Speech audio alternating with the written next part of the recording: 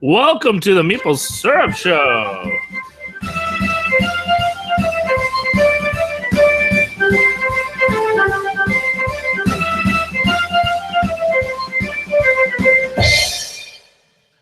Welcome to the Meeple Syrup Show, where designers discuss design. We're on episode 107, and we're doing questions from a hat. And we have the same old gang rounded up. Yeah, that's right. We got Dylan Kirk rocking it from Paris. Hi, how's it going? And we have Sed with a hat. Yeah, I got a hat. This is like seeing Sed with a beard or something. I wear hats all the time, just not like baseball caps a lot. I used to wear baseball caps all the time, but this is like a Team Mystic baseball cap, so it's like at least somewhat cool. I don't know. It's my kids. I don't. Nice, I don't know. Nice. Representing dad hat. Dad hat. Love it. Awesome. So, Sed, why don't you actually do the breakdown of what our show is going to be all about, and then we can do a little quick recap and jump right into it. Cool. Okay, so today we asked all sorts of people on all sorts of forums to ask us questions that we would just randomly pick from this very same hat that's on my head and answer questions for you guys to kind of get a sense of what we think of certain hot button topics in the industry today. And if we're lucky, we may also have some special guests jumping in on every now and then. So just be aware that people may jump into the feed and they may just say hi while we're in the middle of something, but that's cool because they're cool. They were invited. It's okay. And we're going to go through the hat as much as we can. We've got about an hour and a bit before we have to go. Pick up my kids or whatever. No, actually, it's raining, so they took the bus home. And so we're just gonna get started. I think we might get Doug Bass from Meride Games coming on. Jonathan Lavallee might pop in. Peter Vaughn might pop in. Rob Davio might pop in. So a bunch of people are most likely going to show up at some point in time. I might have to do some technical stuff, but let's get started and get Dylan and Daryl answering some questions. There might be some specifically for Daryl or me or Dylan, but we'll get some people started. Oh, hey, look, there's Jonathan Lavallee, right? Our first drop in. Oh, Jonathan. All right, Jonathan, actually, then this one goes to you. Okay. Perfect timing. Saved us. Perfect Saved timing. us from a Okay. All right, Woo! Jonathan, this question is from... it's from Steven Sauer. So based on some recent discussions that we've all had on a certain private forum, what do you each think makes a good pitch video? How long? How much gameplay? Do you want to cover the entire game or just get a glimpse? Should it be voice over or speaking directly to the camera when you're on screen? What do you think, Jonathan? Go. Easy. It's just like an in-person pitch, right? It is... you want the beginning to be very quick, get you a good understanding of what's going on, and you want voiceover because the qualities you can control a lot better than unless you have a good setup to record your voice. And then what you want to do is you want to hit, after you get them in with the pitch and kind of the general thing at the beginning, which shouldn't be, it's like a Kickstarter video. You don't want it to be more than a minute, 2 minutes to start. And then, you can have a longer section at the end, but again, you don't want to go over the whole game. You want to hit the highlights because they don't, like anything else, they have a lot of demands on their time. And if it's too long or if it's too involved and it starts going into all the nitty-gritty details of what you're doing, there'll come a point in time they're like, I can't, I'm done, right? And so that I think that's a detriment to you if they go on too long. If that answers the question enough. It does. It does. And Mr. Dylan, what do the French have to say about this? Well, their mics first have to be turned on. You're so muted. Mute is a completely different verb. What are you talking about? Oh no! No, that makes a heck of a lot of sense. I mean, it's like writing. It's like writing. You don't want to hide the good stuff for last. These are people with limited amount of time and a limited amount of attention span. And the fact is, you put the good stuff up first. Or you put the hook up first. And then you add on further information. If you can keep the attention span of the people who are watching longer than that, then wonderful. But you need to know you at least got your hook in. So it's a really excellent point. Mm-hmm. Daryl? Well, I would just add, if I was viewing it, I would not care about, putting a ton of time into, special effects or screen stuff, whatever. What no star wipes? No star... Well, star wipe might get me once in a while. But What I really mean is, like, I don't even really need to see you. I just need to see the game, the components. Like, if you just do kind of the rock straight down, I mean, sure, if you want to do 20 seconds of, you talking at the beginning, but really just stick a camera on the bits, move some stuff around, talk about the game, voiceover. That's what she said. I just had to say it. Sure. Stick a camera on the bits. Come on. Go for it. Okay. So my advice is just to keep it short and succinct and as snappy as possible. Script it. Like, seriously, spend a good 30 to 60 minutes before you do it, planning it out. Otherwise, you're going to mumble and you're going to stumble, and it's going to sound really unprofessional when you get there. So just plan it a little bit. I do these things called Pakachka presentations, which are 6 minutes and 40 seconds, 20 seconds per slide. And they're very, very, very snap, concise, put together well, high visual, low text, maximum impact, because the audience is focused on me and the visual instead of reading off the slides. And for a teacher, that's actually really important, that they get the information straight from the source as opposed to reading off the slide. When you put stuff and words on slides, people tend to want to actually read them and finish. And if you go and change your slide before they get done, they get all antsy and really anxious. So don't do that to people. If you're going to use a really quick format, make sure that the transitions are smooth and seamless and high visual, high visual. That's the whole point of a video. If it was just audio, then we wouldn't need the video part. So really script it, use that tool to your advantage, get close in on the bits, show the parts moving, and really focus on what the highlights are, like Jonathan said. Hey, there's Adam Marostica. Hey, how's it going? Good. Are you actually? Oh, there you. Oh, we can't see you. You don't have a webcam. Oh, there we go. There we go. Great, Adam. Beautiful. I'm going to ask you a question. Steven Sauer's asking you about pitch videos, and I know you're not really on the pitching side of things, but what would catch your attention, or what keeps your attention for like Kickstarter videos or a pitch video that a designer might send a publisher? I might actually be the worst person to ask because I completely ignore Kickstarters. I dislike them. Okay. So that question from the hat. Nailed it. We're just going to throw that out, and we will no longer have that. Oh, this question. All right. So this question is from Jeffrey Villanueva, and I just have GV here because I didn't have time to print your question out, but we have it right here, sir. Okay. He asks, and we'll go to you first on this one, Adam. Oh, this is actually perfect for Adam. Adam, how do you go about designing rule books? What makes a good rule books? Do you have any favorite rule books for games that you've worked on? And do you have any favorite rule books from other games? Adam is actually one of the translators for multiple companies, so this is in his wheelhouse. Let's go. What do you look for in a rule book? A clear objective right from the beginning. Rules that don't repeat themselves unnecessarily and that do not waste words. If something is repeated, it needs to be repeated for a very specific reason. And rules should always strive to use as few words as possible. The longer a reader is reading your rule book, the longer it takes for them to get to your game, and the more confused they are when they get to your game. Some of the rule books I've worked on and I've had to work on a fairly long time are those that continually get shortened and refined until they cannot get any shorter without actually losing content. We just finished up the rules for Flick 'em Up Dead of Winter, and I'm very happy with those. We've trimmed a lot of fat from the original Flick 'em Up rules to bring, and I mean it can be very tough because there are, although the core parts of the rule book are quite intuitive, there are a lot of exceptions to a very open world. But probably the one I'm proudest of is Hawaii, simply because the old rule book that Rio Grande had was it had a number of omissions or rules in weird places. Like there was a rule about who gets points at the end for something, but it was actually listed just in an example.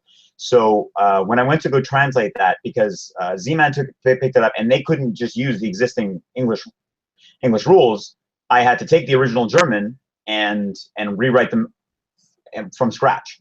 But what I did, because it was such an old game, at that point, it'd be a couple years old, I went onto the Board Game Geek forums, read the rules, questions people had to make sure that all of those were very clearly indicated, without adding necessarily extra rules, but just simply to make sure that the language used in explaining the game in the first place was clear enough so that those questions would be answered along the way.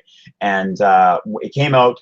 Greg Daigle, the designer, got a copy of it, and he sent me a message. Or actually, sent Z-Man a message, which got back to me with how impressed he was. I was like, I wrote the original rules, and these are way better than mine. I designed the game, and I was very, very happy to hear that. That's awesome. That is awesome. Daryl, what about you, bud? Well, I would definitely echo whatever Adam says because he's a better role writer than I.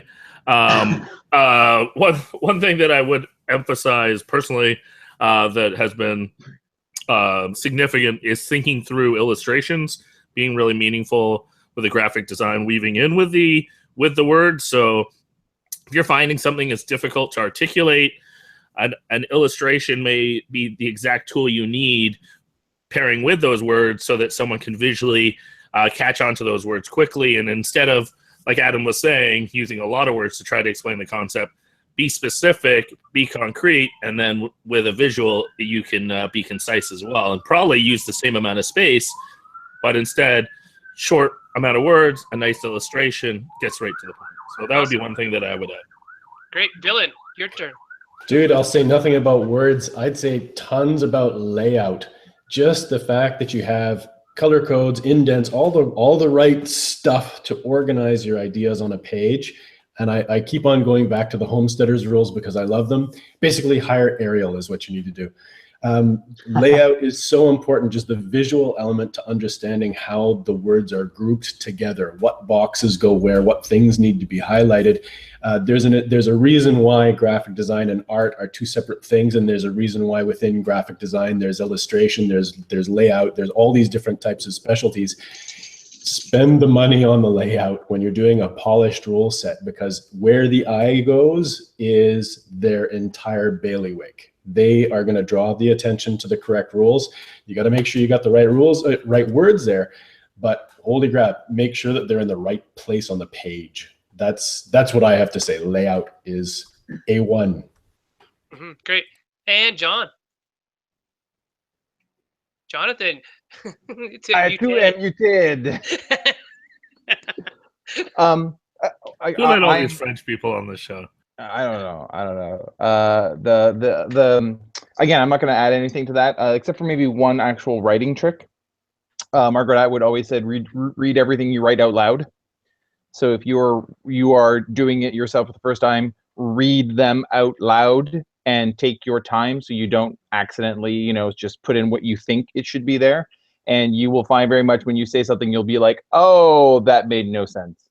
Also, the quick story for me is the first rule book I ever wrote, I forgot to put in how the game ends. That's awesome.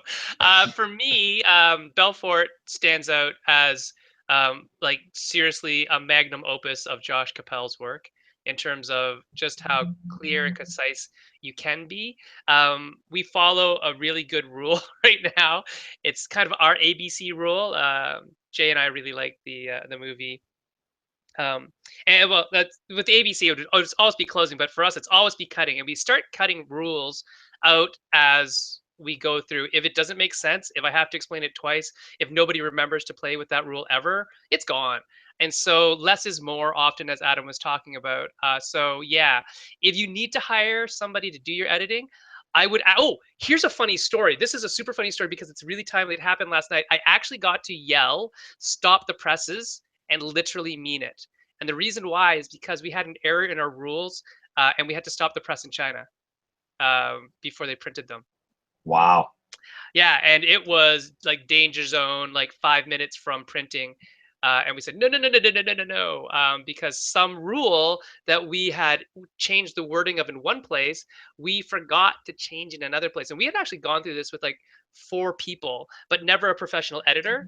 And so something I've often talked to Josh about is like, hey, Josh, what would you charge for, just the rule book? Because I know not all publishers can hire Josh to do the illustration, the graphic design, all that stuff, because he's kind of the quadruple threat when you think about it. But just the rule book, because I often just need that person to go through it one more time. My eyes get really tired of reading the same thing over and over. So hire an editor. Doug is in the feed. Doug, if you can unmute yourself and introduce yourself, that'd be awesome.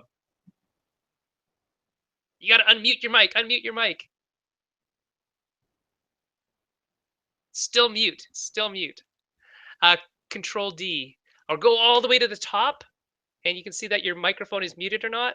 If you can get that, that'd be great. I'm going to. Oh, hey, Adam, what do you charge for just rule books? Just rule books. Right now, it really depends on how much time it takes. My standard rate right now is $20 an hour.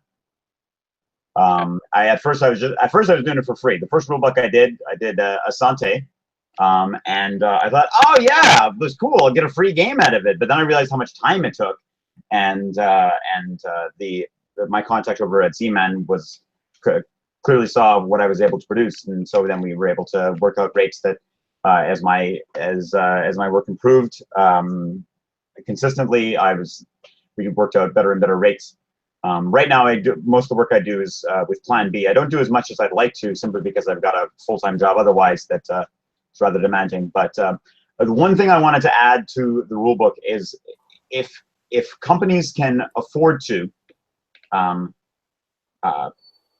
have someone have fresh eyes on the rulebook, just as Sen was saying, you'll have fresh eyes, whether it's another rules editor or a play group who's able to take those rules in for the first time, learn to play, because I realize that as I go through several revisions of a rule book, there are parts of the game that I become familiar with, and I take for granted what is known about the game and what you get out of reading a rule book. Because at a certain point, I'm unable to ask productive questions about whether a rule book is sufficient to learn the game or not. Right. And that's a really good point that, when you're talking to Greg, and the designers often are too close to the game to remember what rules really need to be explained and how to explain it. We're going to move on. We're going to move to say hi to Doug. Doug, can you unmute your mic and let us, there you go. Yeah. Let us know who you are.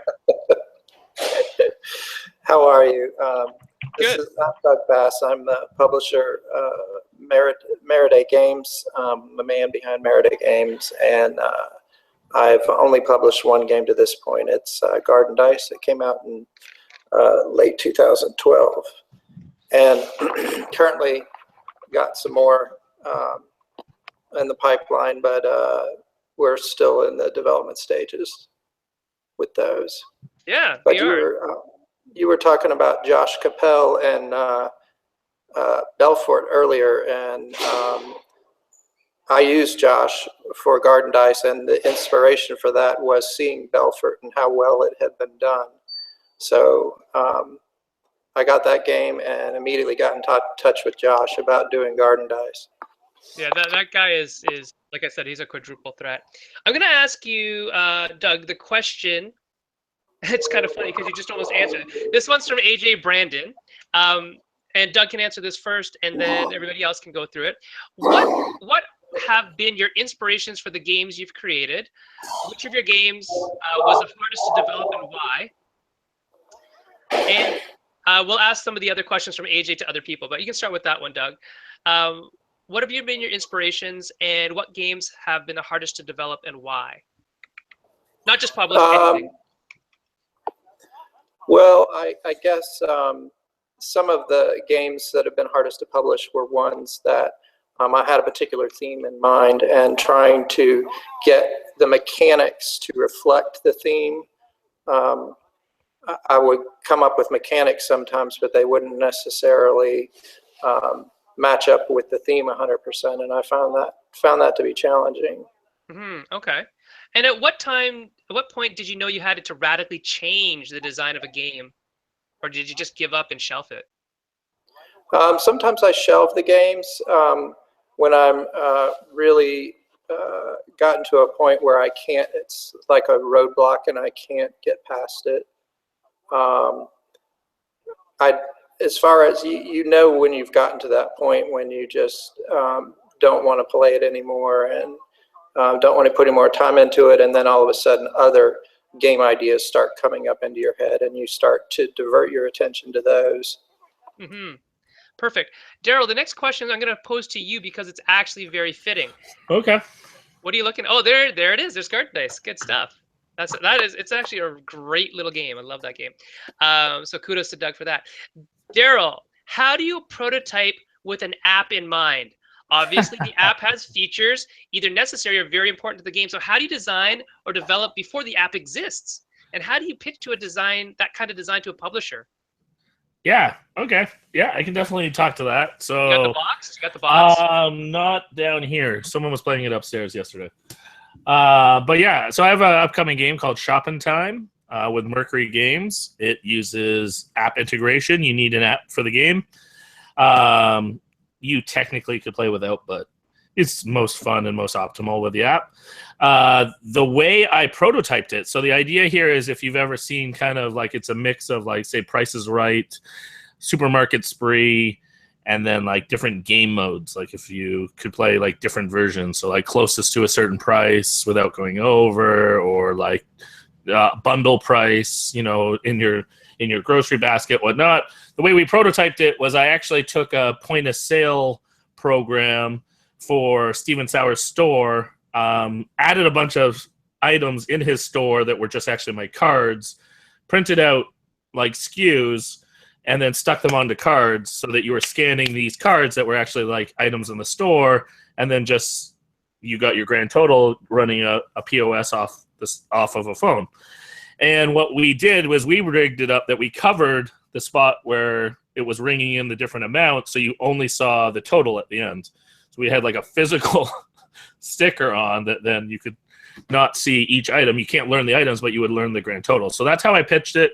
And then thankfully, and I think I'll pass this to Sen, we had a mutual friend who does some programming, does apps, and so he joined on to the project, not only made the app for my game, but also then worked on a game by the Bamboozle brothers.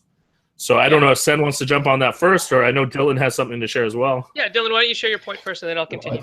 I just had something very briefly. When I was in Shanghai, there was a guy who was going to be branching from kind of game clubs and game cafes into publishing, and basically he sat me down one day and he's like, "Look, I've got this kind of icy chip reader thing, and we really want to build stuff for it because like app games are going to be the next big thing."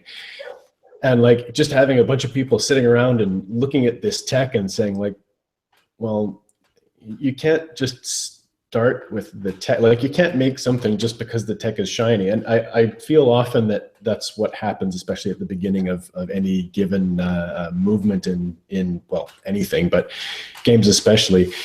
The tech is there, and so you want to use it. Well, if you're thinking about app integration, you got to think about the game first and then actually develop the app later, not think that you've got to develop an app just because the tech is there. That's all I wanted to say. No, that's a really good point. Like the tech should be secondary to the gameplay, right? Gameplay always first and foremost, the most important thing, not the miniatures. Sorry, Simon, not the artwork. Sorry to all the illustrators out there. The gameplay is actually the most important thing. That, anyways, we focus on as the designers. For us and Zombie Slam, which is another game coming up from Mercury Games, which is app integrated or driven. Really, the game we actually, it was a children's game that we invented that was played with cards, and we changed it to app integrated because it became more seamless and we could get more immersion with it. We changed it to zombies. I don't know why, just because. And we recorded something like 10,000 snippets of voiceovers for the app. To everybody has characters. the characters talk and they all say different things and the order's always different. Well, I mean, like, obviously if you play the game 10,000 times, you'd hear the same things over. But the idea being that the app adds more to the game than just an engine to play the game, in our case, because it had to. You could play the game with just one person being the reader and calling out the cards. But we wanted to keep everybody involved in the game, not have a reader, and draw people into the game a little bit deeper. And so we used an app to do that. And I'm actually going to be writing the music at some point in the next week, I think. And Eric Raue is the game artisan from Vancouver who does the apps for Daryl and myself as well. So great guy, really solid developer. Doug, I want to ask you this question because it was asked for me, but I want to ask you because that's something that you're doing right now, is working on a prototype for designing a dexterity game. How do you design prototypes for dexterity games or games with unique components? What are you doing?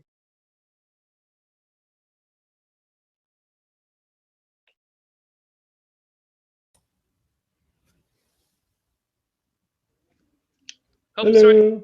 sorry, Doug's not there. Doug's trying to fix his phone again.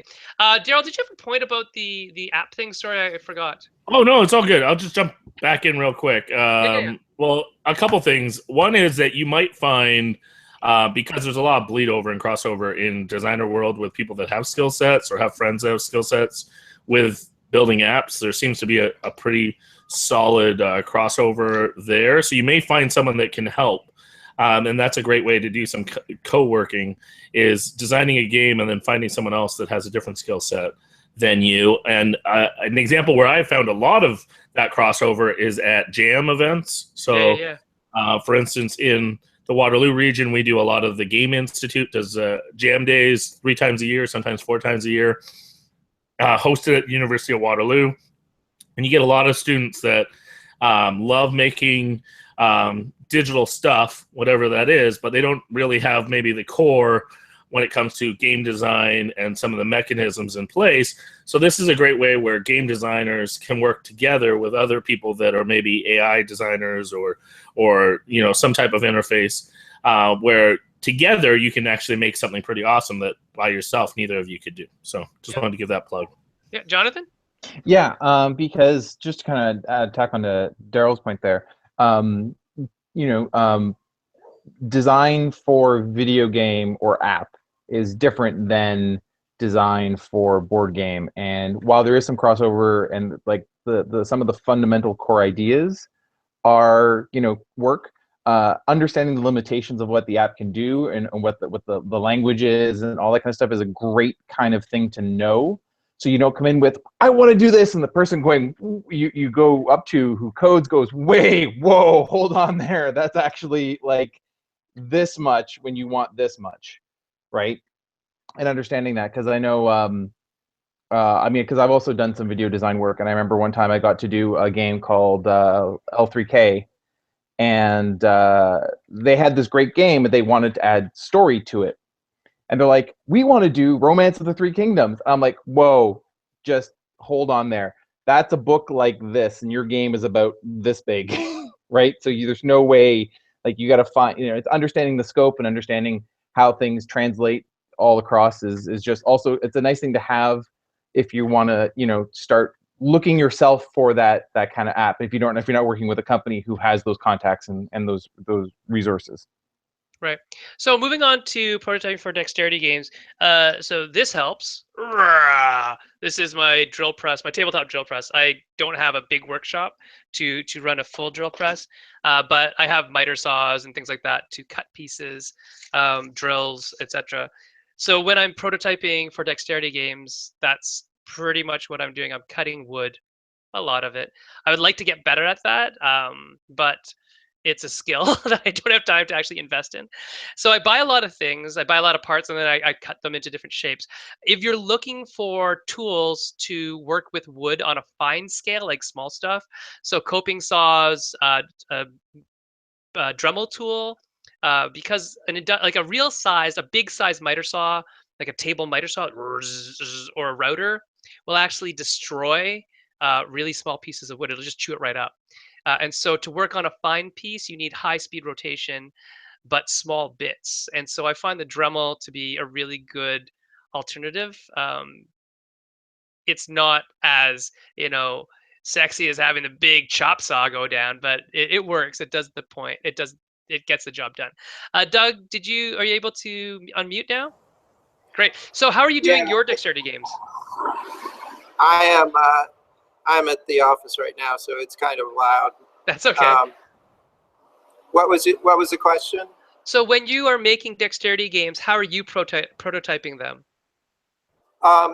Well, I'm actually purchasing the parts. I don't have any of that woodworking equipment you mentioned, and I had asked somebody, but they were using a table saw like you mentioned, and it just obliterated the pieces. Right. So the latest prototype components I've ordering from Spiel Material in Germany. Yes, they have really quality parts. So all the discs and stuff that I get usually are from them. You're right. Cool. Moving on. Let's move on. Kevin Carmichael asks a question to us all. Has game design changed how you problem solve outside of games or how you view the world? Has it affected what you believe to be effective reward systems when addressing social issues? Dylan, we'll start with you because you like to talk about this stuff. Holy crap, yes. Actually, it's kind of part and parcel with a whole lot of other philosophies that I like to work on. So I like systems a lot. I like systems design a lot. And I tell you, board games are like the greatest possible testing field for systems. And I remember talking on Oren's wall a little while back about this article that he posted about escalator design, and this engineer perspective of people are using this tool wrong. It's like, no, users don't use things wrong. They're just badly designed. The idea is like things are going to be used in a certain way. User experience happens in a certain way. People take part in systems in a certain way. If you want a really good primer on it, I'd read Donella Meadows. Her article, Dancing with Systems, is absolutely brilliant. Donella Meadows is, so far as I'm concerned, a secular saint. Her approach to systems is amazing, and she was taken from us far too early. But read Dancing with Systems and really, really absorb it. And then I take stuff like that and I try to apply it at work, managing large teams of people, wherever. I love people who speak up and tell me that the system's not working. But as soon as they speak up, they have to make a solution. So they realize that if they speak up, then they have to actually come to the table with something, or they're going to be asked to, develop something for me. All of these little things that you can build into a system that in effect, you're just building a payout matrix. You realize that you shouldn't be developing rules per se. You're developing a payout matrix that should guide player behavior. And the player behavior itself should mean that guiding player behavior by using that payout matrix means that you'll need less rules because people will be guided by their own self-interest. So yes, holy crap, it's in everything that I do. Game design's in absolutely everything that I do. So the answer is yes. John, you had a point? Yeah, no, I love that kind of thing that when, we talk about design, because like how also in the way how like game design fails in when you introduce people. Right. And like how like people are like, oh, we just need to do this one thing. And I'm like, well, you give me a system, you give me a design, and I will find people who will exploit it. Right. But I just wanted to bring up one other book that people should check out. Elizabeth, God, we're going to mess up her last name just because I don't know where it's at right now. But Elizabeth Sempat Shoemaker, she goes by Two Scooters on Twitter. She came up with Empathy Engines, which is designing, basically doing game design with emotion and like empathy and thought. And so it's particularly a really good book. and it's something I recommend for people who are interested in design. Design is a social activity and a social engagement. And with that, I have to jet, but it's been great. Talk to everyone later. Thanks very much, Jonathan Lavely. We also have with us, new to the feed, we have Rob Davio, Mr. Legacy himself, and also with is it Restoration Games? Restoration Games, that's correct. Yeah. So Stop Thief is coming to my doorstep at some point, and I'm so happy. That's awesome. Yeah, it'll be August, I believe. Wow, I'm super happy. That's even better. And we also have Kevin Riley of Aeon's End fame in the feed as well. So we're going to ask them some questions. All right.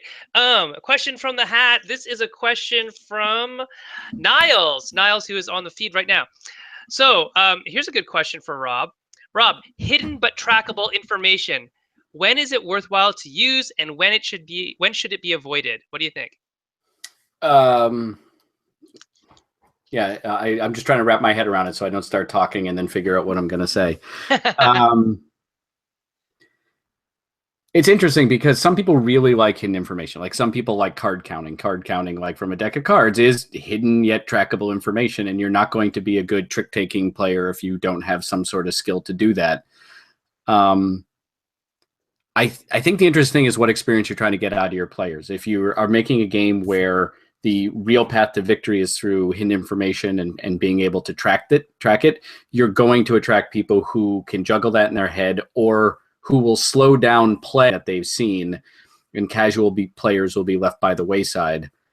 I think you would use it if you want to make a game that's going to get a bit cerebral, is going to get a bit quiet, is going to get kind of slowed down a bit as people parse it and try to figure out what they know and what they don't know. Which is just going to have a different sort of feel around the table than something that's a little faster and a little more casual. That's my off-the-cuff answer. That is an excellent answer, and I Thank also you. agree. I can stay. Yeah, you can stay. All right. Kevin, if you unmute your mic, Niles has a question for you. Niles asks you, for new designs, at what point can you tell if the idea is worth pursuing or maybe shelving it? What do you think?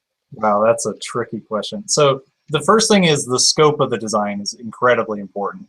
Let's say you're making a game on the scale of Coup or Hanabi. You should be able to tell within probably the first weeks, or maybe even the first couple of days, whether it's a reasonable idea. But let's say you're designing something like Gloomhaven or Terra Mystica. Because of how long it takes just to iterate through, one set of gameplay and one set of rules, it's going to take you way longer to find out whether or not it's really a good idea or not. And the follow-up kind of is, as long as you're willing to rebuild an idea, you can make most things work. Like, so with Aeon's End, we started and rebuilt the entire game like a few times in pretty significant ways. And some of the ideas and lessons that we learned stuck around. And as long as you're willing to do that, you can carry an idea for a very long way. You're like, okay, let's make a Hanabi-like game. You try some variations of it, and does it work? You think of what you learned so far, you scrap everything and you start again. Where, to me, that doesn't feel like throwing out the idea as much as trying a new approach for it. Okay, so more like an evolution rather than a garbage and start a game. And I guess, with you mentioned Gloomhaven, and Rob, for you with legacy games, like, when did you know that the legacy thing was working? I knew it when I, did it with Risk Legacy, and I had people in my office who were game designers and had been game designers for a while, and they finished one game, and they had like another meeting to go to, and they went, do you want to play another game instead of go to a meeting? Like, I want to see what happens next. And it was like people who really usually, at Hasbro, like, can you play a game? And they play, okay, that's good, thanks. And they're just jetting off. It's like a box to check, and they were excited. And I think they played 5 in a row. And I was like, okay, all right, they're playing 5 in a row of Risk. Yeah, right. And I'm like, okay, there's something here worth continuing with. That was the moment for me. But, I got a whole shelf of stuff back there of ideas that maybe I'll get back to someday, maybe not. Maybe I'll just pick them up. It's that fine line between it's stuck and I need to unstick it, or it's just not that great, and no matter how hard I work on it, it's going to be a B-. And is it worth taking the time to do that? And it's a really tricky thing to figure out, because it's always exciting to try something new that has no problems, but they all end up with problems at some point. Right. And I guess that's what development is all about. And Isaac Shalev asked a question that nicely bridges into this. I'll pass this to Dylan and Daryl, and then Kevin and Rob, you can answer as well. What are some specific techniques you use to drive design forward when you reach a point when the game is good, but it doesn't really feel great or it feels like it's missing something? What do you think, Daryl? I either cut massive things just to see if I miss them, or I try a new theme and then see if interesting. that. So those would be my two. Is I either do massive cuts, see if I miss it, or try something else and see if that breeds some new ideas. Cool, Dylan. See, I do the opposite. Cutting is always good. Cutting's always good. But whereas Daryl would try a different theme, I would try a different mechanic. The thing that I'm trying to get across is the experience. So when you're going to do something on a map, try doing it completely with cards. If you're going to do something, dexterity-wise, try to do it completely with just choose a completely different medium to produce the exact same experience. Okay. And that's mind-blowing if you think that's impossible. Wait, I've got something. And then it's really interesting. Neat. And Kevin, how do you get past those hurdles? So it depends how urgent the project is. There's a number of small games that I've been working on and off for a while, and when we get stuck on them, it's basically just take a break, come back to it in a week, 2 weeks, a month, and usually you have a fresh idea. You have a new perspective on the old problems. When it's something that you don't have the luxury of taking that amount of time off from, then it's time to really make a checklist. What is working, what isn't working, what feels good, what isn't feeling good. Cut out everything that seems like it might not be working even a little bit and try a new approach. It's a very complicated question because it depends a lot on the genre of the game. Mm-hmm. Those are some good answers. And Rob, what do you think? How do you get past those hurdles? I actually just did this yesterday with something. It was a checklist where I'm like, okay, this game I know is heading down the wrong path. And, I've been working intuitively, wouldn't this be cool? Wouldn't this be cool? And I just made a list of here are all the mechanics or things that I'm doing in the game. And I'm like, okay, it's 13 things. It should be 7. And so I bracketed and made a circle. I'm like, these 4 things could all go or be combined. And sometimes you have to get really analytical about what am I trying to do? And did I accidentally, without meaning to, despite being a veteran, just put a patch?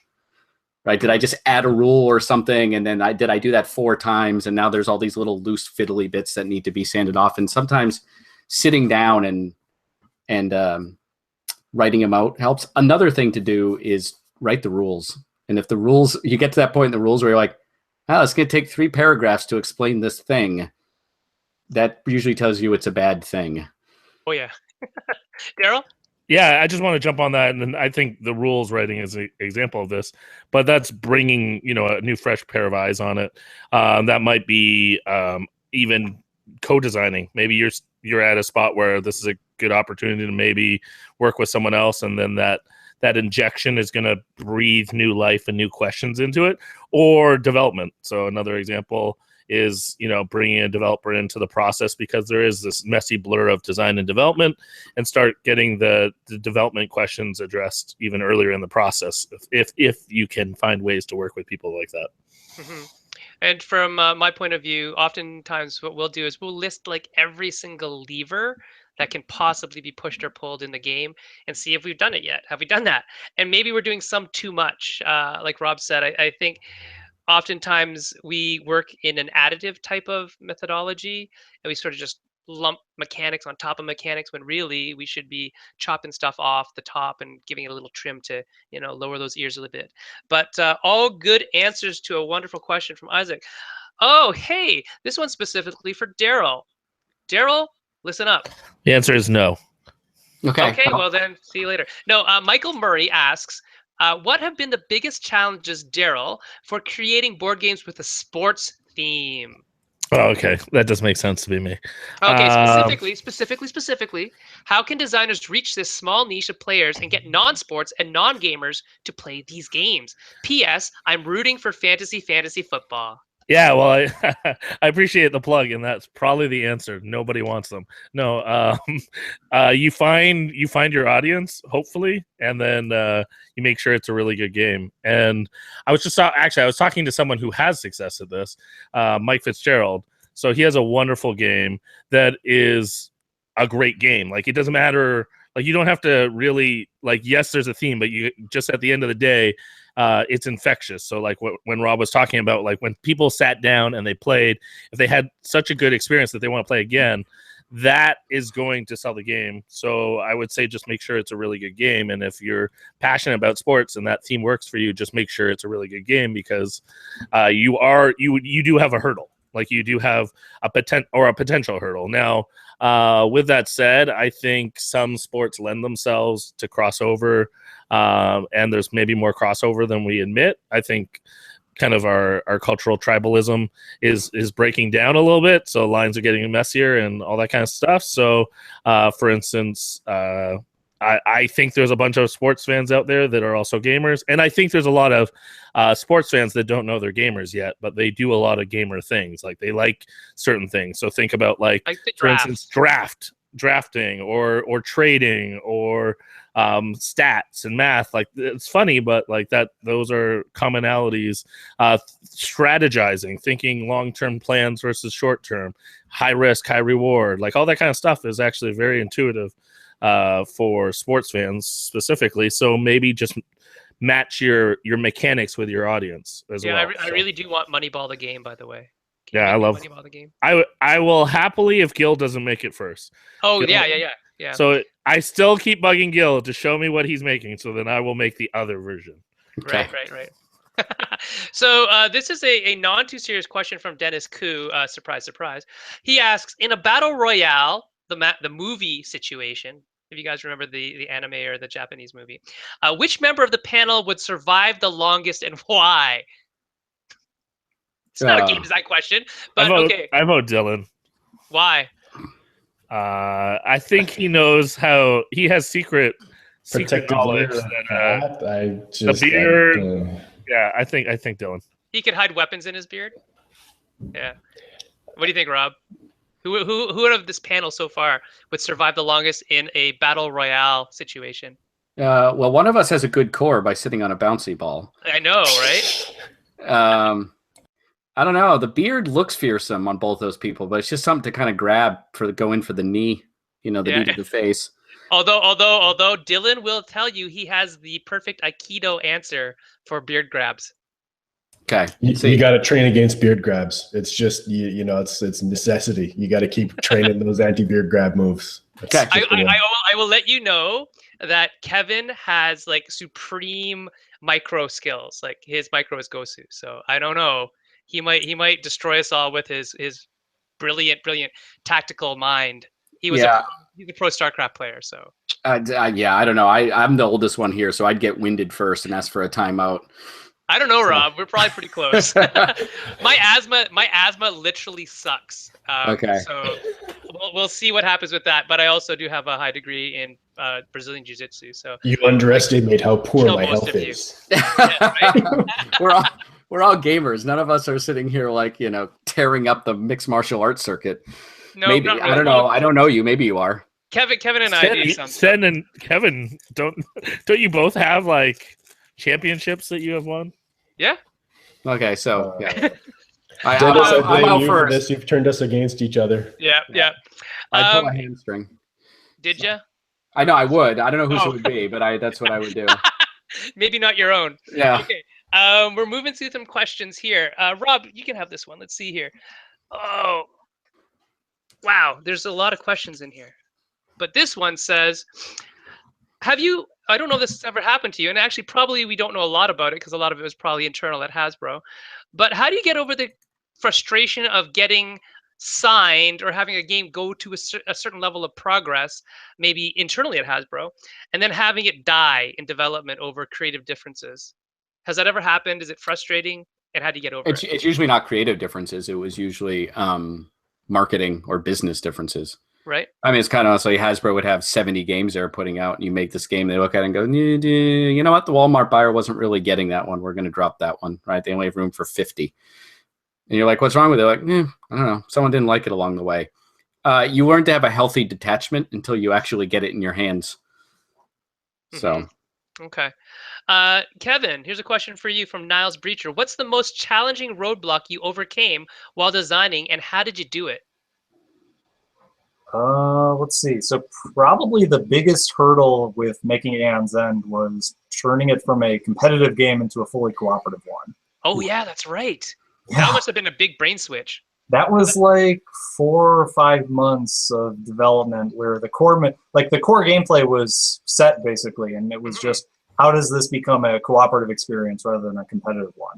And that's really neat because I was there at the beginning of it all, and the engine always worked. And so it's really interesting for me to hear about how it changed from an engine that worked into just using that engine in a different experience, like Dylan's talking about crafting an experience. So we'll have to have you on again to talk about that, because that's really fascinating to me how Cards and Board took it from where it was to, obviously where it is, and made it into a very popular product. Rob, Niles asks, scoring that feels right, quote unquote, is often surprisingly difficult. Are there any helpful techniques for designing a good scoring system? From Rob Davia. No, not for me. Is that like your Achilles heel? Yeah, because I always wanted to be thematic, right? I always wanted to feel right, but I can go into veer into sort of this Ameritrash, I don't know, crush all your enemies, which sometimes works, but I've been doing more co-ops and things lately, and co-ops are weird because there's usually one way to win and 4 ways to lose, and so those all need to be thematic.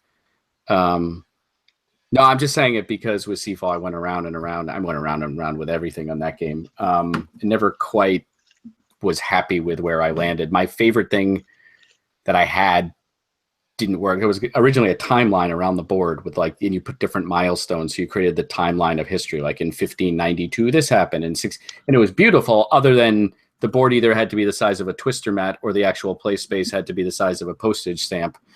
I have to tell you, I would play it on a twister map. Yeah, there was a table space issue going on there, so I had to reluctantly put that to the side. I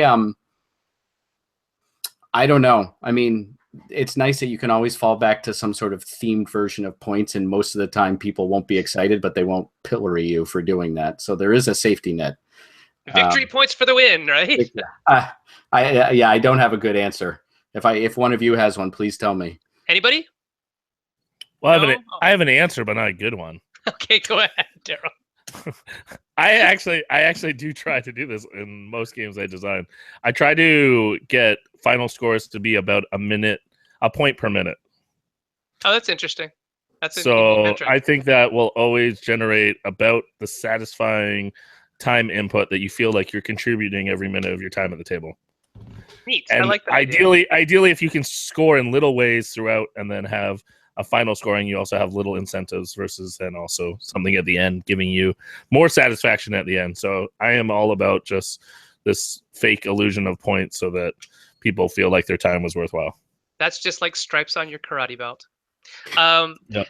I think our answer would be thematic. So we always want the winning condition or the scoring condition to be something that makes thematic sense. So if it's a financial game, the person with the most money wins, that kind of thing always at least plays into our mind of it's all just an illusion. It's all points. It's all well, points in the end, actually, right? I mean, there is one fundamental difference that I think about now is, do you want the game to be over after a certain amount of time and whoever has the most of something win, or do you want the first person to get the most of something to win no matter how much time it takes? Oh, that's a good point. Right. So race versus threshold. Race versus threshold. Yeah, absolutely.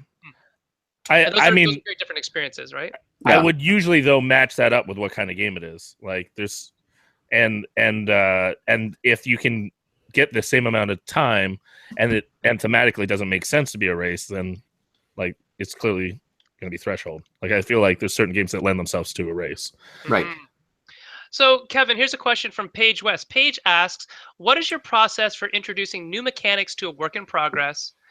And another question from him would be, what are some of the feelings you strive to convey in your games? So one of those is about introducing new mechanics. The other one is how do you make feelings happen? Right. So the first thing with the new mechanics is, the first question you should ask whenever you add something to a work in progress is why? why are you doing this? Because most games, you can make them, most games that exist, you could make them better by removing mechanics. Because most games have extra clutter. They have things that take away, like Coup is a great example of a game that knows exactly what it wants to be. It is a game about bluffing, and it has no mechanics that get in the way of that. And a lot of games that aren't, you know, they're okay, they're above average games, they're good games, but they're not great games, is they've got a cool thing in them. They've got a great hook. But then they've got all this other stuff that interferes with your enjoyment of that central theme. So the idea is, think about when you're designing a game, what is the game really about? If it's a bluffing game, don't add mechanics that detract from the bluffing. If it's a thinky head-down game, don't add a bunch of dice rolling because it conflicts with you, like with the central idea. Mm-hmm. As for how to add it, I don't know. You just come up with rules and then you play a game with them and see if it works. Right. And what are some of the feelings that you strive to convey through your game specifically? Like if I said it was a Kevin game, what would the feeling be that I know it's going to come out of it? So Rob was talking, he likes to approach things more theme heavy. I'm not really a theme person. So the feelings that I try and convey have much more to do with what do the mechanics make you, how do the mechanics make you think? How do the mechanics make you approach the game? So with Aeon's End, one of the biggest overarching design goals was this needs to feel like a cooperative experience where everyone is working together. And it doesn't have as much relation to the fact that you're mages or the fact that you're fighting against this boss or the fact that you're defending the city. It's more just, this is a cooperative experience. The decisions you make and the way you play this game have to require players to work together in order to make that happen. And so we just made a lot of mechanics, a lot of design decisions that were basically, in order to get the most effectiveness out of this ability or this effect, you have to coordinate with other players. And that was a big step towards making that happen. Great. Good answer. Mike Paschal from Peachtree Hobby Distribution asks this question. He says, or asks, how often do you have a theme chosen for design and the publisher totally scraps your theme? What one was the most disappointing theme scrap? Has this happened to anybody? And if so, what was disappointing about it? Has your theme been scrapped? Not me, because I design pretty theme intensive. Right. I have one. Yeah. Go ahead. I was just gonna say, I had one, and it was funny because I designed it totally kind of like wanting to do an Indiana Jones kind of style game. Yeah. My Hex and Ladders, and then a game came out, or two games came out from other publishers that had like almost the exact cover of what our notes were for what we wanted for the cover. Mm-hmm. And so then we're like, whoa, okay, definitely can't do that cover. And then it was like, well, actually, if we can't do that cover, we probably shouldn't do this game theme. So then it went back to the drawing board. And I will say, like, I'm really excited about the new direction, but it basically restarted it. So like Rob's saying, like if you do change the theme, it's a pretty massive change. So we're still making minor adjustments, but the game was signed and then the theme was changed. I'm still sad because I want to make an Indiana Jones game someday, but sure. But I'm very excited about the new one. Sorry, unless you're it could be anything. You can put anything on that. Yeah, there are lots of games you can throw anything on. Yeah, that's true too. Kevin, Adam Wise says he uses an ever-expanding spreadsheet timeline to keep track of projects on the go, when he starts a game, what publishers have seen them, etc., etc. What do you use, especially when you have lots of co-designs or you have personal projects and shared ones? How do you stay organized from a project management sense? Kevin and Rob, what do you think, Kevin? So my answer is real brief here. I've only made one game, and the people I worked on it were all the same people. So there's no management here. I think this question is more for Rob.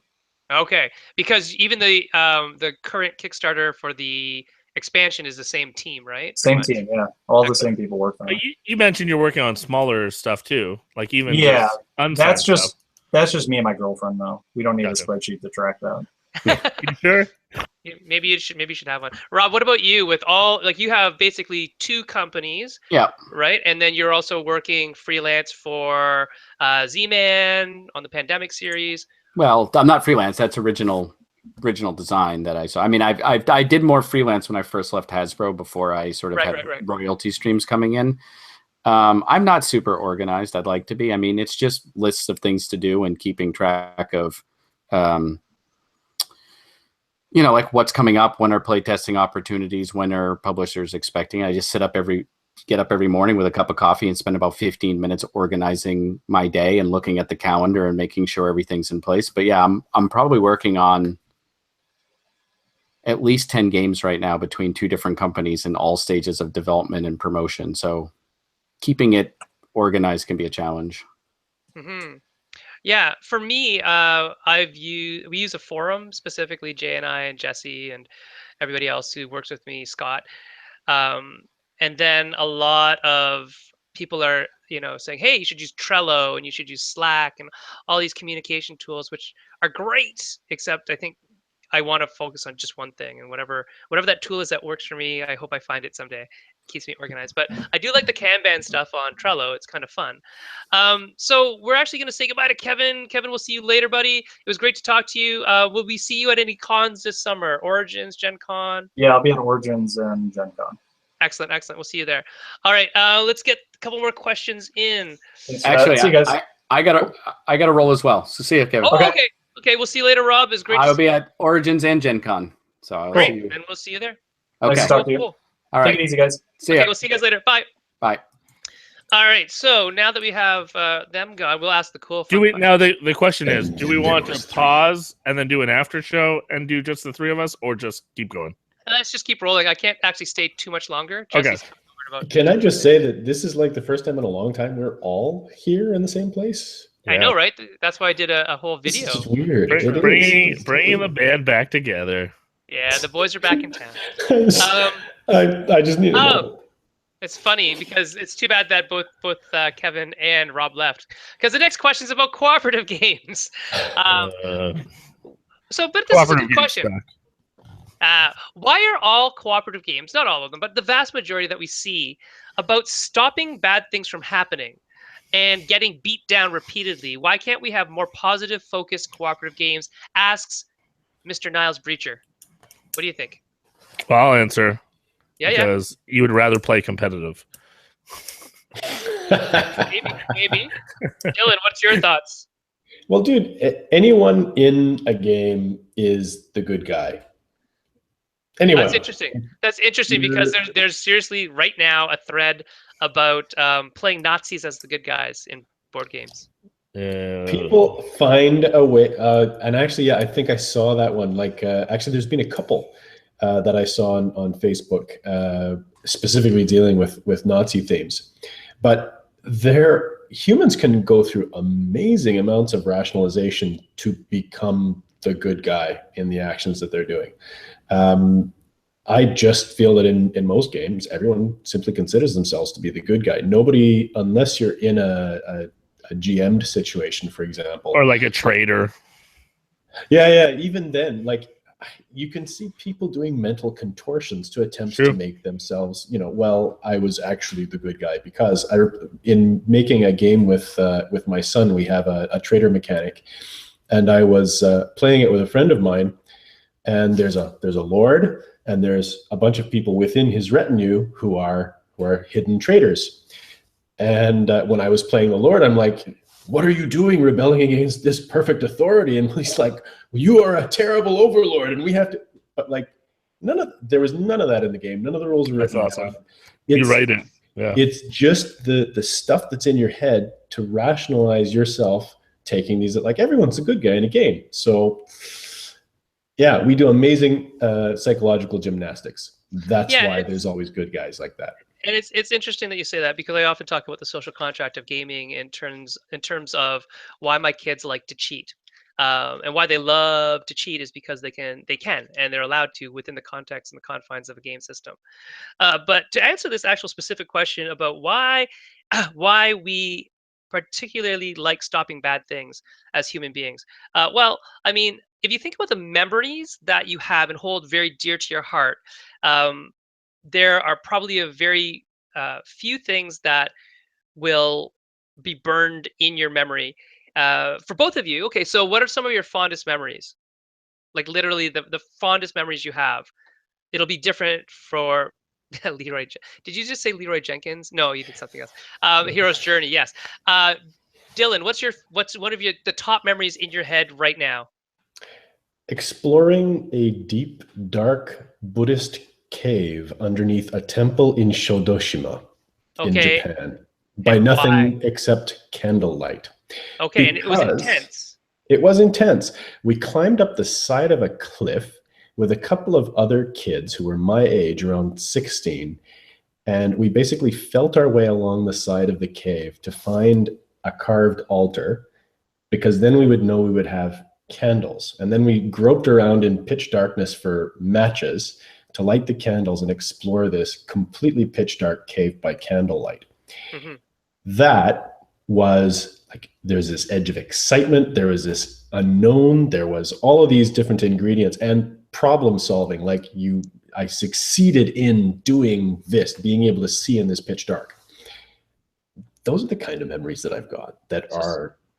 So really intense feelings of Yep. success, that kind of thing. Daryl, what about you? What are some of the memories that stick out in your mind? Well, I could cheat and have thought longer, but I tried to just stick with my first one. My first thought was actually being at a baseball game, kind of Right. beginning of a season. Everything's new. Anything, you're a hopeless romantic because it's a clean slate. So that was my first thought was just it's a communal experience together.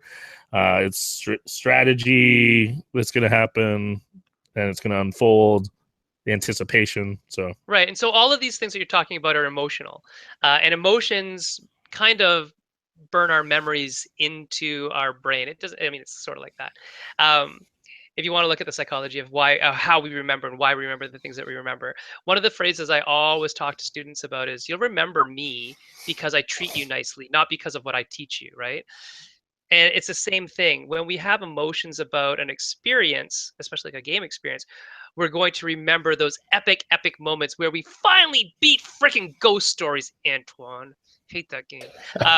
Or, or Pandemic Legacy. Rob was just on when you ripped up that one card that I really needed that card, or my character died, or anything like that. That is the physicality and the emotionality burning that memory into your brain as something you will relive and relive and relive.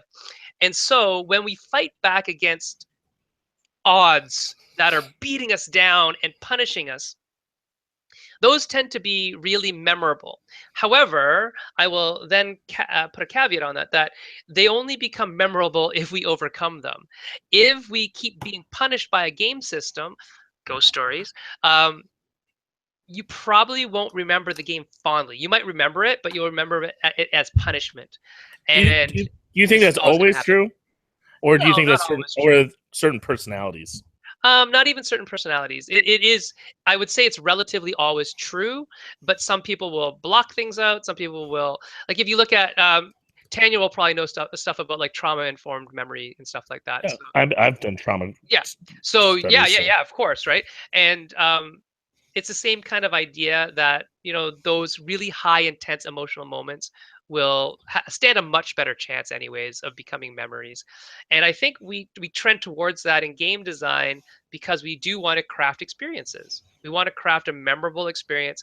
So I mean, if you ask your average person out there who plays games but average, and you ask them what's Hanabi about, what would they say? Backwards cards. Yeah. Fireworks.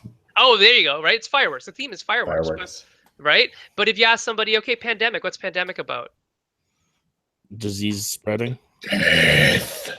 Right. So there's a much more emotional value in the pandemic idea than there is in Hanabi. Doesn't make either a better game or a worse game, but one is probably going to have more memorable experiences towards it. That's all. Right. There are Yeah. reasons why there are story and narrative archetypes. Yes, that is exactly what David is saying. The whole thing about hero's journey, man. Yeah. Mm-hmm. Yeah, and I like David's non-verified fact of 15 to 33% success rate. That's awesome. So yeah, that's a really good question and an interesting answer from the team. What do we think here? Beth, one of my favorite artists in game Landopia, Beth Sobel, asks, what's your favorite player count to design for? And what is your least favorite game mechanism to design around and why? Dylan, what's your favorite player count to design for? 2. 2? 2. That's I don't see that as I wouldn't have thought that about you. Nah, well, okay. There's the whole back. Is that like the battle? Is It's- that like the fighting in you, like the strategic line? It's more that I really, really, really like asymmetrics. Really like asymmetrics. And if you can build an asymmetric with more players, then holy crap, more power to you. If you can honestly do that, then great.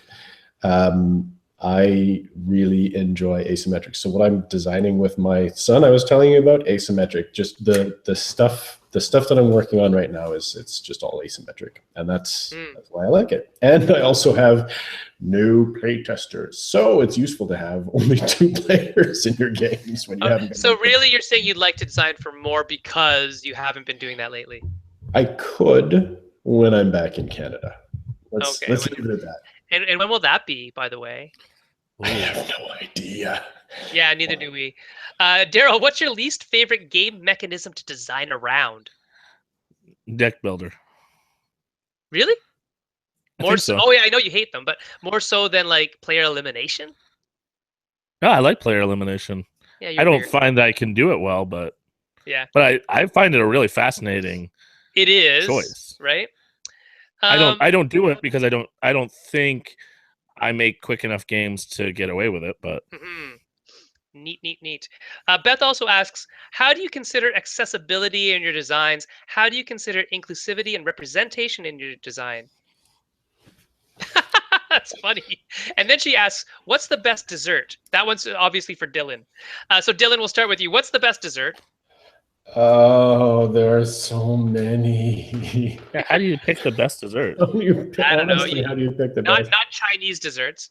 My wife. Maybe shrink it down to like pies, best pies. What was awesome today is like my wife is just sitting at her computer after dinner. I'm washing the dishes, and she's like, "Did you know that you could put crème fraîche in this? Did you know that you could put it in this? Did you?" You can kind of put crème fraîche in anything, and it'll be good. But like and fromage blanc and stuff like that. But I never liked millefeuille in Canada, but holy crap, millefeuille here is absolutely incredible. Why? What do they do different?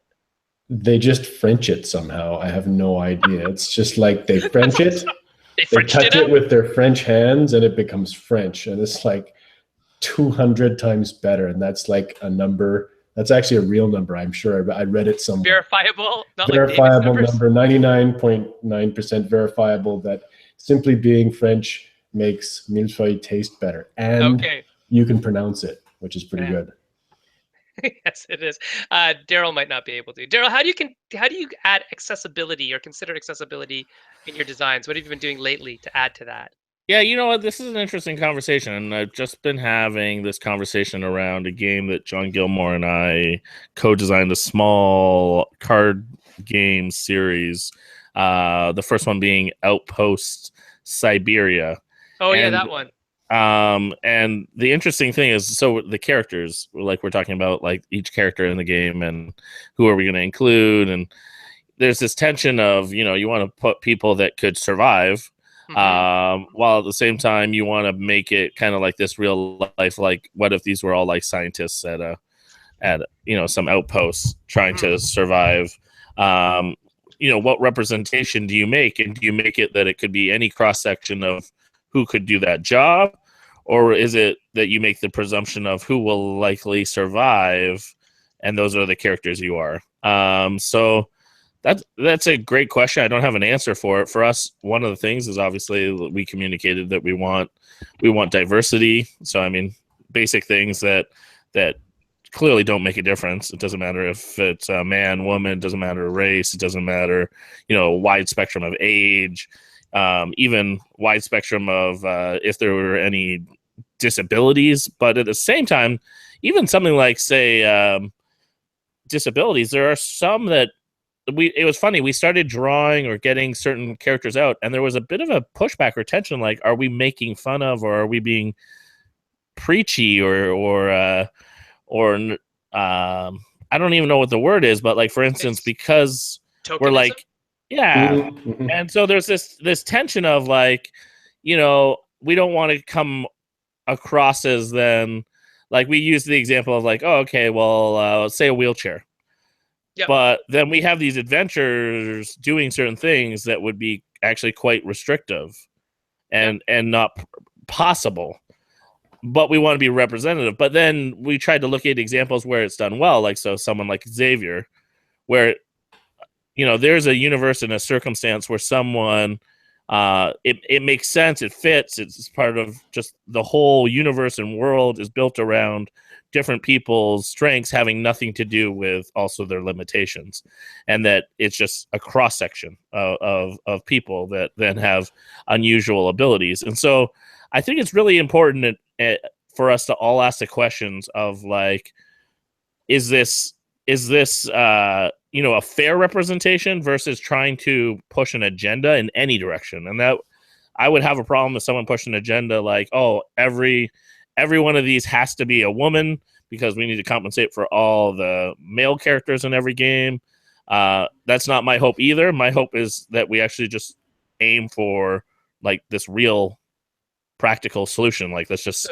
So you're talking about authenticity versus authenticity. That's the word. Yeah, Dylan?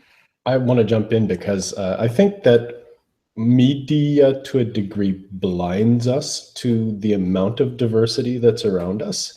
Right. And we simply don't naturally notice it. Like it's just not there. If you stop and look and see around you all of the really interesting people doing interesting things around you, for just a moment, you'll realize that inclusivity is actually it's reasonably easy. The point is just to see it there. But talking about getting different players into games, I mean, you were talking about scientists. When I was walking around the hallways of CNRC in Ottawa, like there's every kind of person imaginable there. Exactly. Really, there is just huge variety in everything. They all look different. They're all dressed different. They all have these what must be incredible backstories. But you go to an emergency room, every kind of person is there. And anyone who's worked in an emergency room will tell you the guys who faint at the first sight of blood are going to be those 18-year-old men. And the people who are completely made out of iron are grandmas. Like they can take any amount of pain. We can put grandmas into games. We can put iron grandmas into games. We can put all sorts of different types. I am totally making a game that's called Iron Grandmas. Iron grandmas.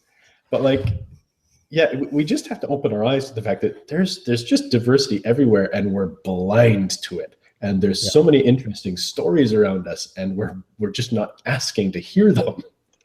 Yeah, and I think that's the problem. But the solution isn't necessarily tokenism, and it's not necessarily forcing an agenda. I mean, kudos to games like One Deck Dungeon, where all the people in it are female.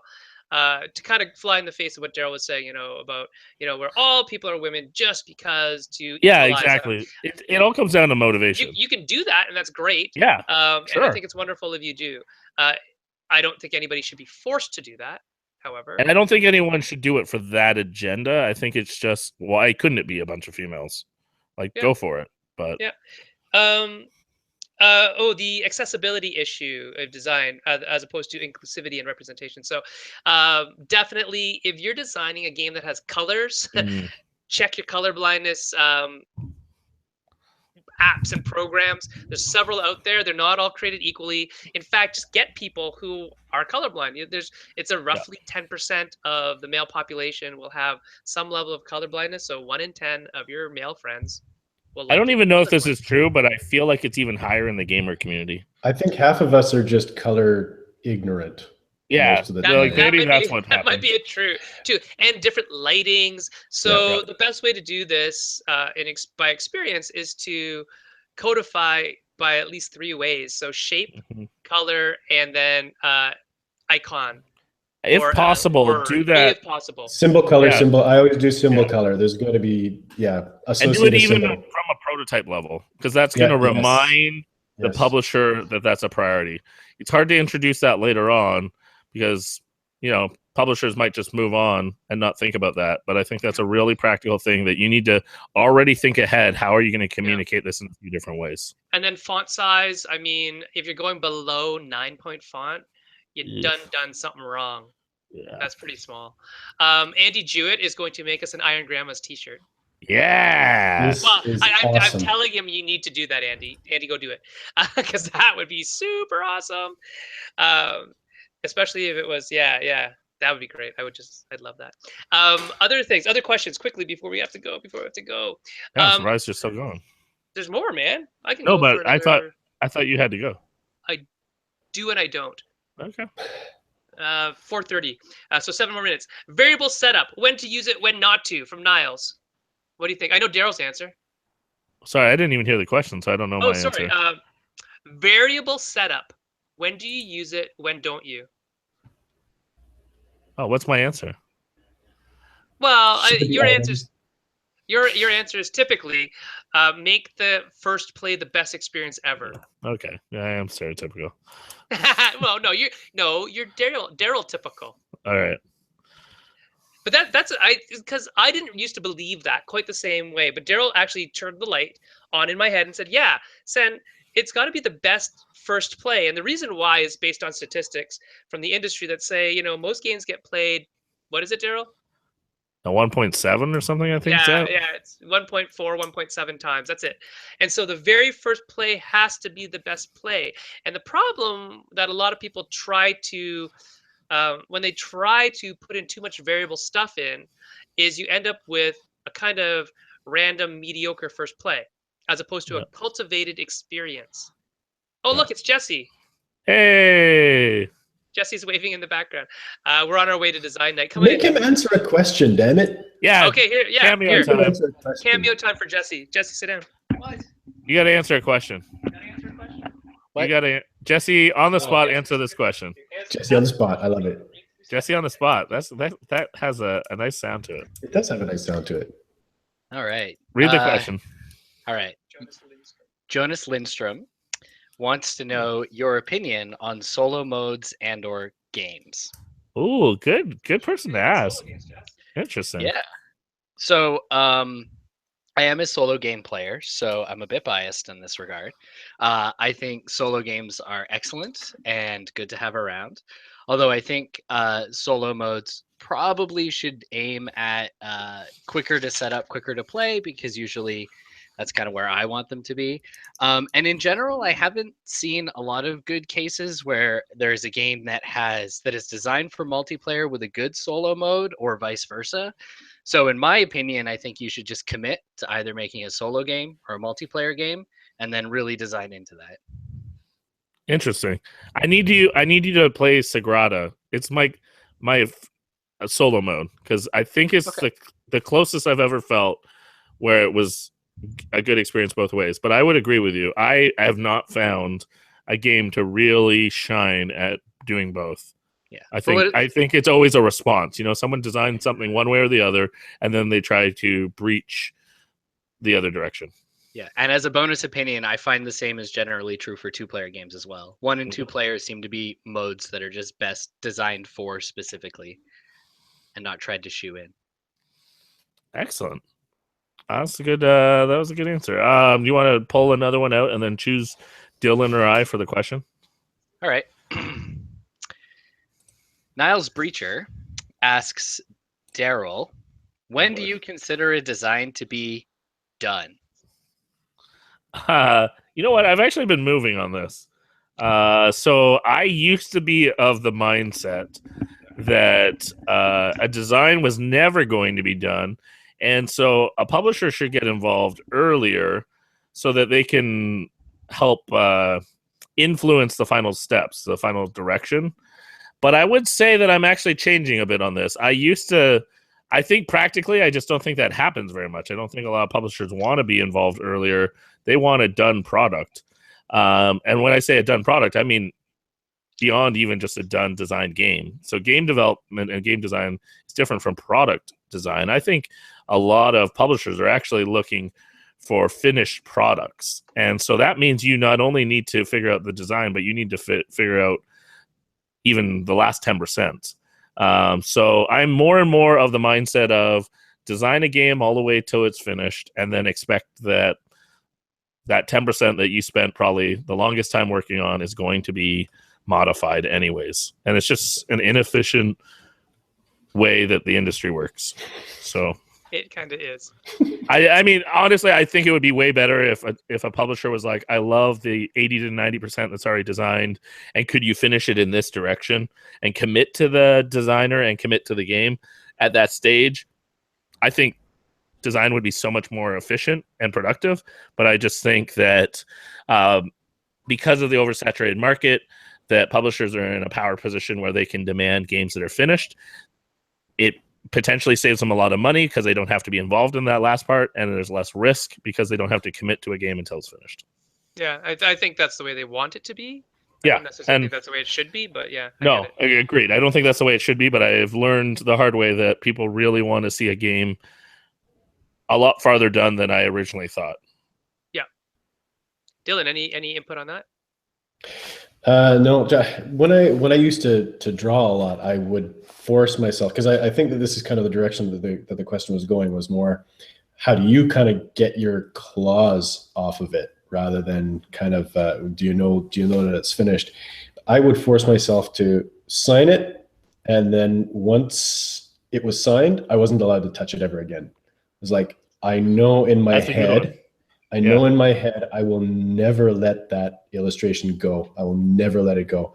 But as soon as that ritual's done, the circle is closed. There is I like no that. more. That's you neat. have to, like, there just has to be a psychological separation. Yeah, no, that's very healthy. I think that's a great idea. Is figure out a ritual of where and when you need to let something go, and then don't let yourself go back, because we'll always keep tinkering, but there's a healthy point where you need to just walk away, start working on the next thing. Definitely. Another question, probably the last question we can do today. The last, yes. But it's a good one. It'll probably last us a little bit. Niles asks, actual balance versus perceived balance. How do you balance, pun intended, these two factors? Oh, dude, can I just mention, when I was down in GDC, I've probably told this before. I was down in GDC and I was at a customer, like a player experience panel, and they're talking video games. So it's like all visual, audio, all that kind of stuff. And so when they said, okay, well, let's try this gun with all the same stats, only we'll make the explosion bigger, all of their playtesters would say, this gun is way overpowered. It's completely off the charts. Like, we can't use this thing in the game anymore. But they hadn't changed any of the stats at all, like at all. So like, perception of the power of something it could be just the way you play, or just, in the case of a video game, just the way it looks on the screen. But there's loads and loads of people who are new to games who will play something like Role Selection Puerto Rico and be like, well, why doesn't everyone always choose the shipping? Like, why doesn't everyone always do this every single turn? Like, it just makes sense. And that perception, maybe it lasts a couple plays, but only if those plays happen. If they start out thinking that particular role or whatever is overpowered, or perceive that it's overpowered, even if you have the most perfect fine balance, maybe the second play just won't happen. I'll approach this from a chess or jiu-jitsu analogy. So Andy will get it, and Kevin would get it. That when you're playing strategically, or when you're doing something strategic, where you have an overall funnel, a pathway that you're going down, and you force people. I often talk about sidelines. So Daryl, the football guy, for football, why do people run along the sidelines? What do you mean? Why do they? Yeah. So why does like a wide receiver run down the sidelines and not down the middle of the field? Well, there's multiple strategic reasons, but the main reason might be to stop the clock. When you've received the ball, you want to step out and stop the clock. Okay, so that's part of it, but the other part is that they know they can't be hit from one side, right? Sure. So, right. So that's the kind of strategic point that I'm getting at, and that goes towards Dylan's point that when you balance something, or if you only play a certain way, so that you're strategically cutting off avenues, which is how some people play, in a control kind of way, then you actually don't see the full effect of the game, which is what I think Dylan's getting at, that you haven't played through all the aspects of it. And so my answer to the question in a really roundabout way is playtesting. That's kind of how you balance.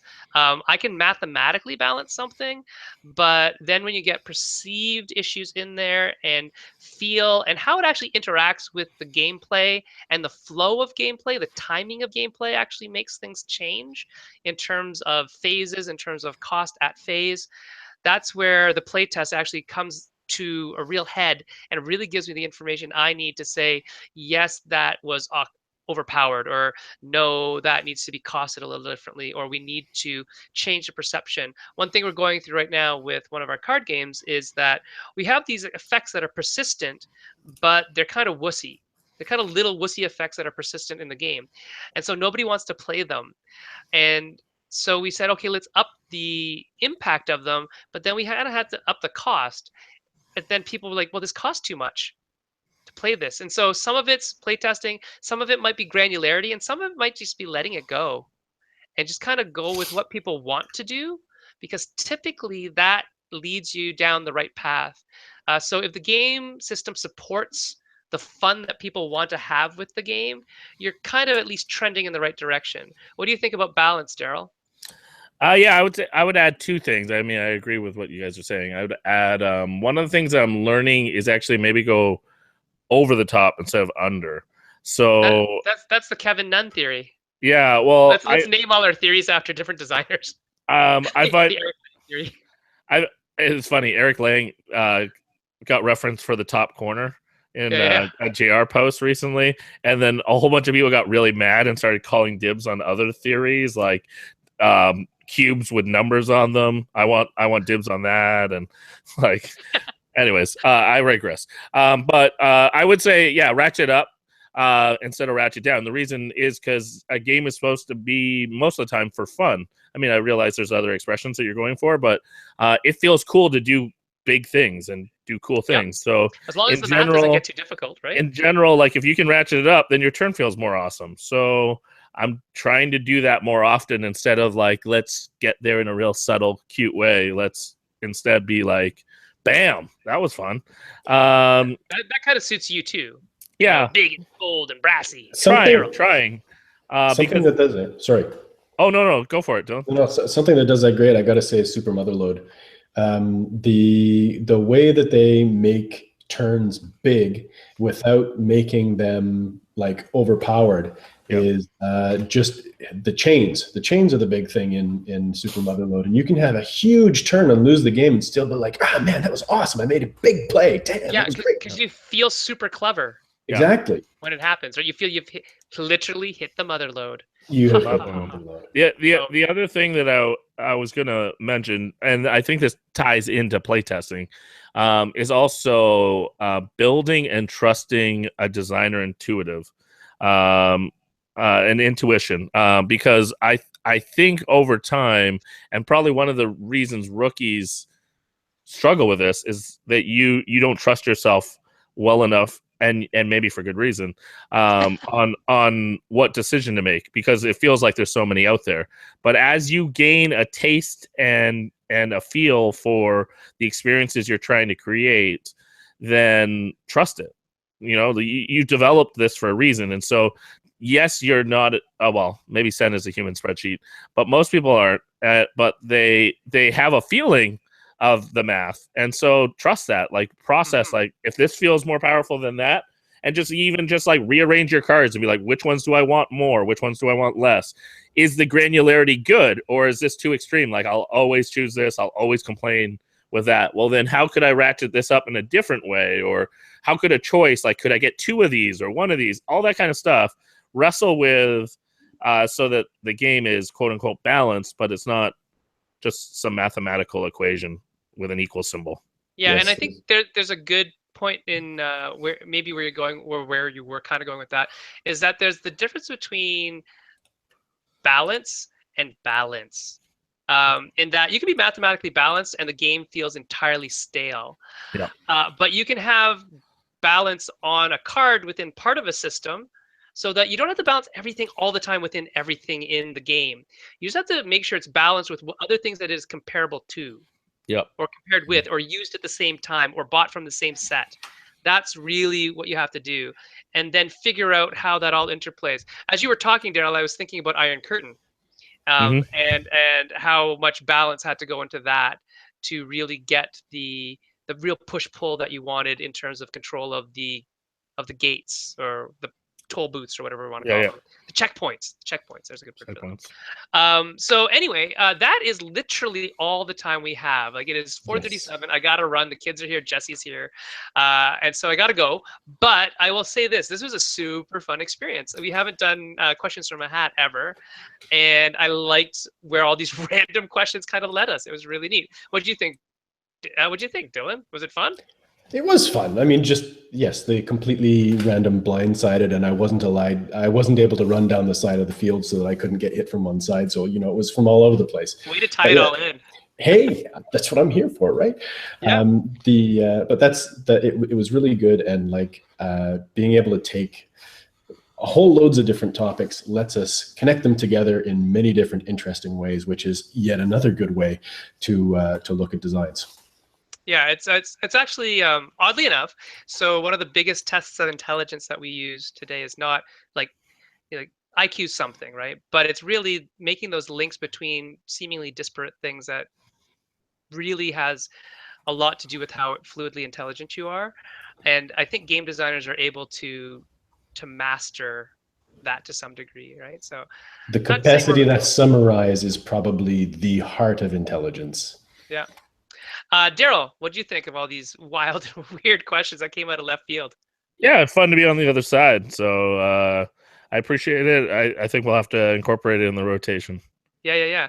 And it was great seeing all of our friends from around the industry. We had Doug Bass here. We had Jesse in my house, who's also been in Dylan's house and Daryl's house. Dylan's house in France. There's Jesse right there. Hi, Jesse. We had Rob Davio. We had Kevin Riley. We had Adam Marostica. So we had a bunch. Jonathan Lavalley. Yeah, we had a bunch of people here talking to us about their answers to some very specific questions that our viewing audience had for us. So we've got like a whole bunch more. We'll keep asking you guys to send in questions, maybe every 50 episodes or so. Yeah, I don't know. We'll collect I them. think it's a good thing. Yeah, we'll collect them. And it's been super awesome seeing you all again, Daryl and Dylan. This is the first time in probably about 5 weeks when we've all been here at the same time, due to our travel schedules and work schedules.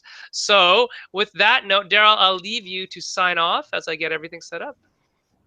That's right. Well, thank you everyone for the questions. Thank you for interacting with us in the Q&A time. If you're looking to find us online, you can find us on Twitter at Meeple Syrup. You can find us online at the meeplesyrupshow.com. You can find us on YouTube, iTunes. Please binge watch or binge listen to those episodes that you have missed. If there's a special guest that you really want to hear from. And also let us know if you have any future episodes of guests or topics that you'd like to hear about. We would love to interact with you. So with no further ado, keep making great games. We look forward to playing them soon. No, Ciao. a little further ado. A little further ado? Something like that.